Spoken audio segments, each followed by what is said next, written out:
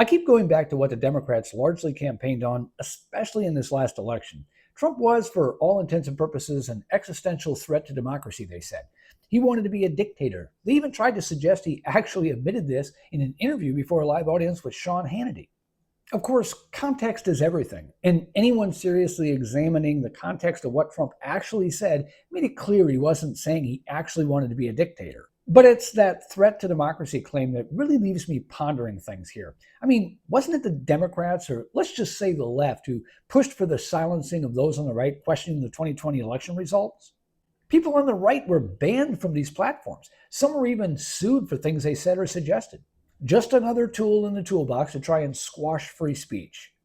Say the wrong thing, we'll make it hurt, so you best just be quiet. That's not democracy. For the technical crowd, I just want to be clear, we aren't a true democracy, and I'm not suggesting we are. We're a democratic republic, but moving on. So what about the whole fiasco on the left with what happened with Joe Biden and then Kamala Harris? I mean, when you think about it, there was a lot going on there that, to me, would be serious threats to democracy. Protecting an incapacitated president who, I think it was clear all along, Biden wasn't fit for a second term, but they held out hope they could hold on just long enough to get the win, and then they could deal with the problem later. Say thank you to the voters for their support, bid Biden a sweet and honorable farewell with the 25th Amendment, and swear in Vice President Harris as the new president. Well, that fateful debate night came along and the obvious became undeniable. There simply was no room left for make-believe. Mom called the kids in for dinner and that was it. Game's over. So when it became clear Biden just wasn't their guy, did the DNC go back to the voters and ask for their opinion? No. They simply said, here's Kamala. Vote for her.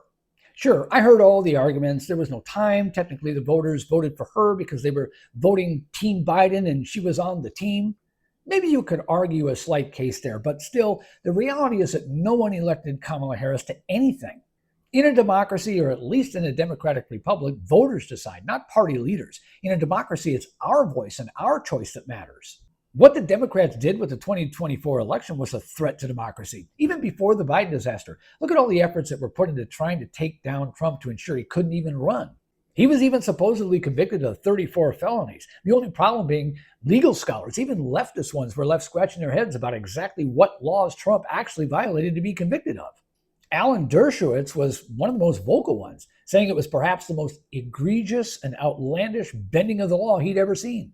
Political warfare and weaponizing the justice system is a perfect example of a threat to democracy. What they wanted to do was take away a choice. Sure, the Republicans could have put someone else up, but that's not what the voters wanted. They wanted Trump. You could probably throw the impeachments in this discussion as well. I mean, what exactly was impeachable that Trump was impeached for multiple times? And how was it that Democrats were talking about impeachment proceedings before Trump even put his hand on the Bible and took his oath? All along the way, Democrats wanted to crush Trump and cancel the voice of the voters at large. Well, we know a democratic process was done here, but we don't like it, so we're just going to decide for you. That's a threat to democracy.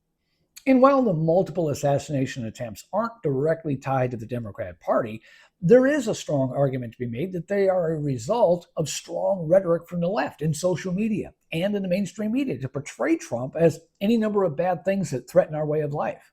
Keep in mind, something has happened on the left. They didn't just lose an election in 2016. The world came crashing down on them. It was the literal end. They needed safe spaces and support puppies. Some literally flopped on the floor, sobbing in agony. And I'll grant you, this may have been hyped up a bit, even on our side, to portray the left as more unhinged than maybe the majority actually were. That's a fair call. Still, something has happened to make the reaction from the left more extreme, and that reaction hits at the core of a threat to democracy. The problem is, regardless of what anyone thinks of President Trump, he was duly elected by the people. He won the popular vote, the Electoral College, every single swing state, and the list goes on. You can now essentially qualify 4 assassination attempts here. We're beyond impeachments or indictments. Where are the cries of outrage from the Democrats, from the media? Where's the call to order? Where's the call to tamp down the rhetoric so people can rationalize reality better? Isn't an existential threat to a democracy when votes no longer determine outcomes and direction, but bullets do? And what about sowing the seeds of hatred, vitriol, and creating deep divides? What does that do to our process? It pits us all against each other in such a way that we lose focus on the core mission.